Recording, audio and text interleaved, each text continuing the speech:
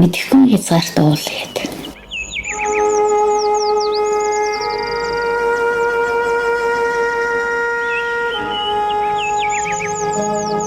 Зүрмэг намын дундаа сурхтын уус минь зэрэгцээ ертөнцийн хаалга мэт чимээгүйхэн дүнсийн ил мөнхийн зайд өвшиг anirдан суухад эрхэт тэнгэрийн шууд хань болон эргэлдэн өөр нэгэн оршгүй бүхий биеийг эзэмдэж өнгөрсөн одоо ирээдүйн гурван химнэл зэрэгцэн игэрч чадсан дотн бүхэн минь инээмсэглэх үед эсэн дээрх хөх яргүй цаг тооллыг хэмжинэ.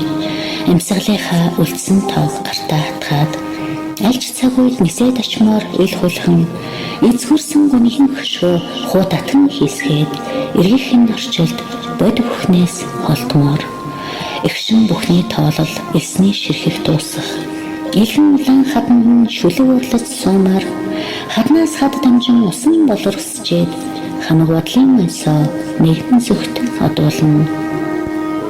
Зэрэгцээ ертөнцийн хаалга ийм ойрхон байсныг зэрэс цагаан салхин үе үеийн сануулна.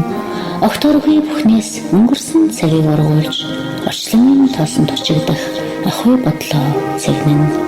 Нүүдлийн жим эрен галвыг аргамжсан нарны ихээ алдагдан сургтын харгүй минь цагийн хүрдэн зэрэгцсэн ил мөнхийн морон зайд цаглашгүй гэрэл нэвчсэн мэдэхгүй хязгаарт нүгэлтэн ирэх энэ цагийн хэлхээсэнд нүдний гоньгаа тайлаад хөл нүцгэн үйлээ. Сүл усны үнрээр адуу нэрхцэх нутагтаа сургтынхаа хязгаарт эрхэлж нэг огшлоо.